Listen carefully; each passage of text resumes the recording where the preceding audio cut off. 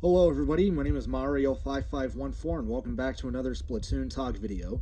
In this video we're going to be looking back at some of the previous updates in Splatoon 3's history as of version 11.1. With the next update coming out in the next few weeks, we're going to be looking back to see how much the game has changed since 2022. And unfortunately, we're slowly approaching the current version of this game, but don't worry, Nintendo is still putting out updates. We have a lot more to go.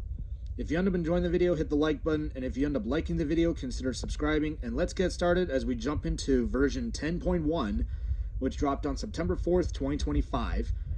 And this is a very, very solid update that we've had, similar to that of like 9.2 and 9.3, similar to those two combined.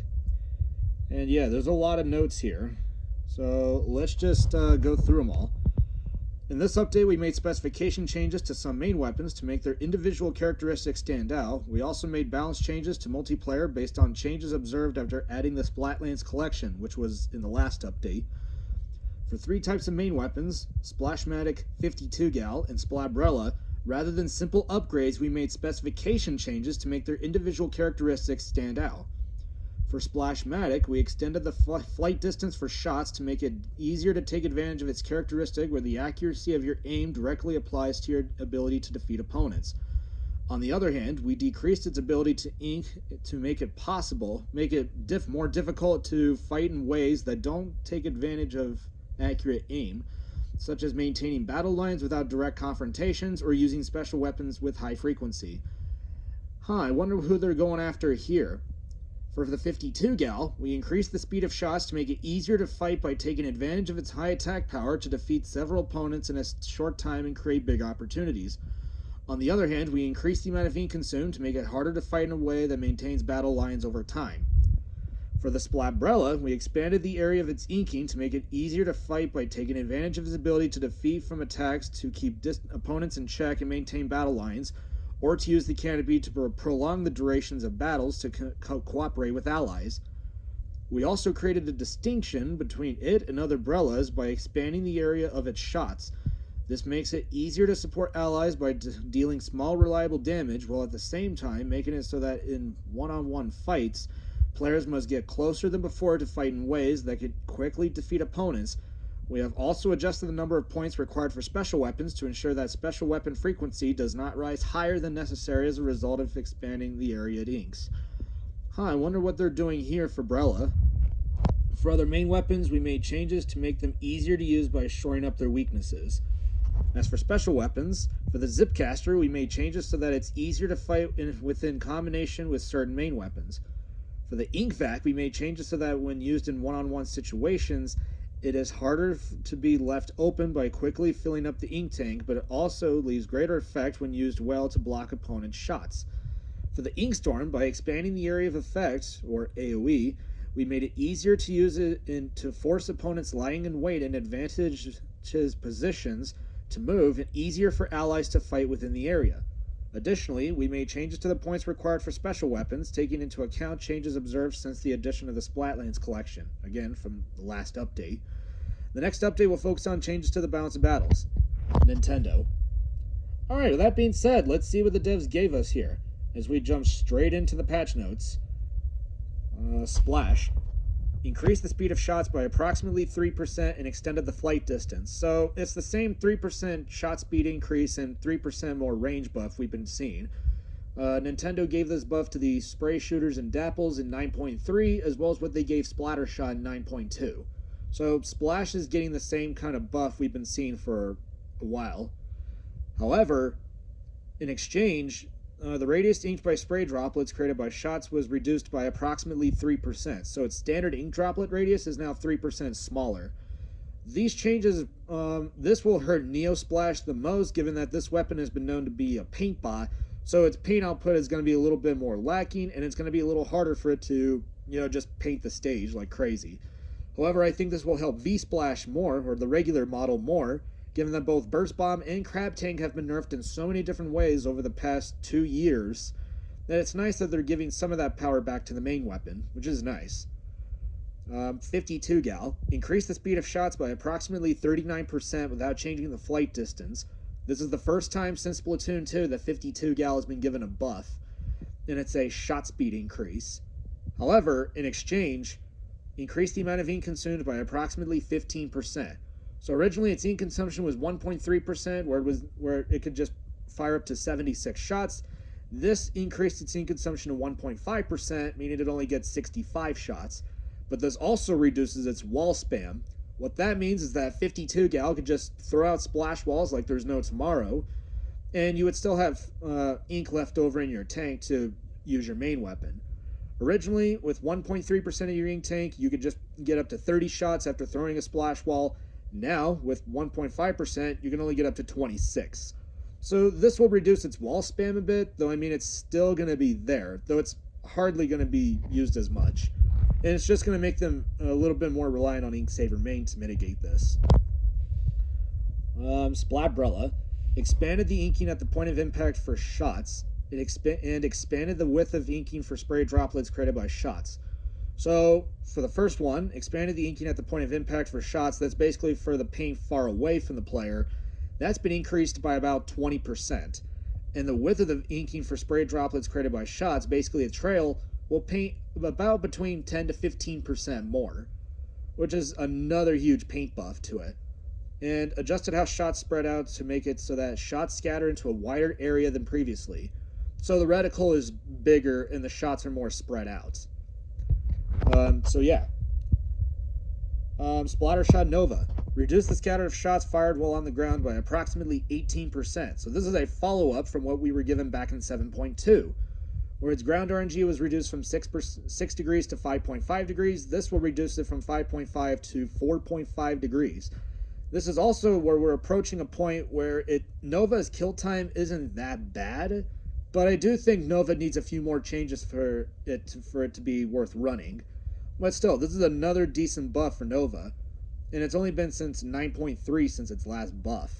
But still, it's a very solid change. We'll take it. Clash. Increase the radius inked by spray droplets created by shots by approximately 13%. So if this looks familiar, this is similar to the buff that Wiper was given back between 2.0 and 2.1, where it was able to paint a uninterrupted straight line. For Clash, this is kind of in a hard spot here, given that the weapon could just, when you fire a shot and it leaves an ink trail, sometimes it's a bit inconsistent, and there's gaps in between that line where the shot flies forward. So it's now going to be able to paint more of a straight line if the number is high enough. And I mean, with 13%, there's a chance that it will paint a much straighter line, or uninterrupted straight line more. So yeah, very solid buff. We'll take it. But I mean, Clash is still going to be the worst weapon in the game. But still, it's a good change. Dowser Dualies. Increase the speed of shots fired without doing a dodge roll by approximately 33% without changing the flight distance. And increase the speed of shots fired after doing a dodge roll by approximately 38% without changing the flight distance. I mean, these are some good buffs. It's been since 9.2 since Dowser's got a buff, but I mean, the only buff that Dowser's is missing is a paint buff, specifically in its standard fire mode. I mean, don't get me wrong, the shot speed increases are good for its standard fire and dodge roll, but its paint is still lacking if you're in standard fire. And I mean, you don't want to be heavily reliant on your dodge roll to do it. Not to mention you have 42 frames of end lag to deal with. Yeah, that is a problem for it. But still, these are very good buffs. We'll take them. Recyclebrella. Reduce damage dealt to the canopy before launch by approximately 33%. And reduce damage dealt to the canopy after launch by approximately 20%. So what this means is that its canopy HP has been increased. So its canopy HP, I think, was originally, when the canopy was, before you launch the canopy, it was about 150 HP. This increased it to 200, matching that of Undercoverbrella. And the damage to the canopy after launch, its canopy HP was originally 200. This increased it to about 250. So Recyclebrella could see a bit more use with it, but I mean, the canopy is still tinfoil, and other weapons could still shred through it. But it's going to have an easier time launching its canopy, as well as use it as a bit of a shield. And I mean, it's still going to regenerate its canopy very fast, given that it can recover its canopy faster than Undercoverbrella. But still, these are some very solid changes for the weapon, and it's been since about between 8.1 and 9.3, the recycled Brella has been given a buff. So it is nice that they're buffing it in this regard, but still not enough. But it's a strong change. We'll take it. No sub-weapons. Specials. Zipcaster. Increase the radius of the area of the explosion at the landing point that deals 45 damage by approximately 9%. So originally, its 45 damage radius was originally 5.75 units. This increased it to about 6.25 units. No changes to the radius of the area that deals 35 damage. So, yeah. And it's been since 5.0 since Zipcaster was buffed. So, it's been about 2 years since Zipcaster got buffed. And 5.0 came out at before Drizzle season dropped back in 2023. So it is crazy that Zipcaster is getting this kind of a change 2 years later. But still, it's a very solid buff. We'll take it. I do think Zipcaster needs more than just this. Ink vac. Increase the amount of opponent ink that can be sucked up. So originally, it could suck up to 800 damage worth of ink. It can now absorb up to 1200 damage, which is just an insane buff to ink vac. And on top of that, increase the radius of the ink shot explosion when the amount of the opponent ink that was sucked up is at the maximum by approximately 10%. So this buff is a follow-up from 4.1. When originally it was buffed from about 8 units to 10 units, this increased it from 10 units to 11 units. And so a lot of your ink vac weapons are now more relevant. And in fact, one weapon in particular, 96 Gal, would end up being used a lot more. And you'll start seeing this weapon later on. More on that later. So yeah, with this change, you're going to start seeing a lot more ink vac weapons. Inkstorm. Increase the radius of the area of effect by approximately 18%. So the ring that you see around the Inkstorm is now 18% bigger. Originally, its AoE radius was 8.5 units. This increased it to about 10 units. This is a very substantial buff to Inkstorm, and it's the size of that AoE for Inkstorm is almost going to be matching that of what it had in Splatoon 2, which is just insane to me. I do think Inkstorm needs more than just this, and I mean, it's been 6.1 that Inkstorm has been given a buff or a change to it, but still, it's a very solid buff. We'll take it. And points for special changes, there's a whole lot of them here.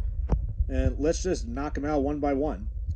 Carbon Roller Angle will get Super Chump at 170. Big Swig Roller and Big Swig Roller Express will get Ink Vac and Inkstorm at 180.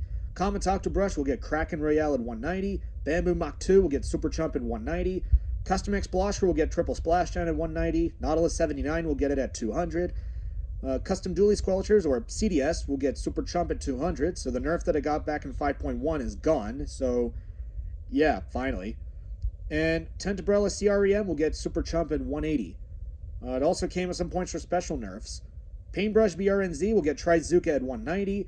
Mini Splatling RTLR will get Trizuka at 200, which is close to a relevant meta nerf that we've been given in this game so far. So it is crazy that Mini Splatling RTLR got Trizuka at 190, so the thing could just cycle through it like there's no tomorrow, and this put a huge dent in it. I mean, it is a substantial nerf here. You don't want this weapon to just spam it like there's no tomorrow, without direct confrontation to your opponents. Splatbrella will get Tri-Strike at 210, and Sorella will be the first weapon, besides GoTuber on the game's launch, to get plus 20 points for special. Keep in mind that Nintendo has never given a weapon over plus 10 points for special in Splatoon 3. So yeah, this is like the first time since Splatoon 2 that Nintendo has done it.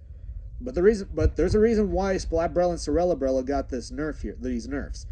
It's because of the changes that we just went over. Specifically, right here. These right here, these are paint buffs. So, like I mentioned, the area of the shot, the inking at the point of impact for shots when they're far away from the player will paint 20% more.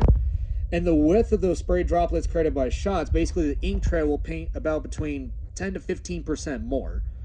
So these changes right here are basically buffs, and in exchange for those paint buffs, their points for special numbers are higher. And a lot of people have been saying like Nintendo they hated the Brellas and they wanted them gone. That is not true. There was a reason why they gave these points for special nerfs, and it's because of those paint buffs we just went over. Not to mention, they're trying to push Brella in a different direction, because if you played Splatoon 2, from what I've heard, Splatbrella was originally a Slayer weapon, but then most of the changes it got nearing the end of the game pushed it to being more of a support weapon. And this is what the devs are doing here. This is what Nintendo's doing. With those paint buffs they mentioned, they're trying to shift Brella into being more of a support weapon besides a Slayer, because, you know, Recycled Brella is already the Slayer weapon, given that it has Brella's old damage, which was 90. So, I mean, those changes are actually okay. So, if the paint buffs are as crazy as they say, or as good as they say, then it's a good thing they've increased the points for special numbers on those weapons for both Splatbrella and Sorella. You don't want them to get their specials at high frequency. You don't want them to spam them like there's no tomorrow without direct confrontation. You don't want them to be doing that. So that's nice. And the Reflex 450 Milk will get Booyah Bomb and 210. Reason behind this is because, like the regular model, this weapon is getting nerfed because of Turf War. Yeah, there's out of every update, there's going to be one update where Nintendo's going to nerf a weapon because of Turf War. And they're not done yet. And that's it. That is 10.1. Honestly, looking back at this update in 10.1, Nintendo gave out some substantial changes to these weapons. Some of them were actually good enough to where the weapons saw more use, or the weapons were just not big enough and they're still in the same position, or they slightly moved up. But still, I think this is another huge step that Nintendo made for Splatoon 3.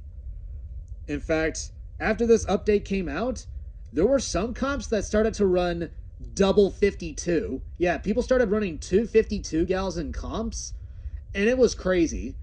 In fact, I managed to get in on it as well. Like, I was able to run... There was a comp in Anarchy Battles where I was able to use 52 gal, but then I saw another player on my team use 52. So, you can tell that people were wanting to see how good 52 would get after the change, which is just insane to me.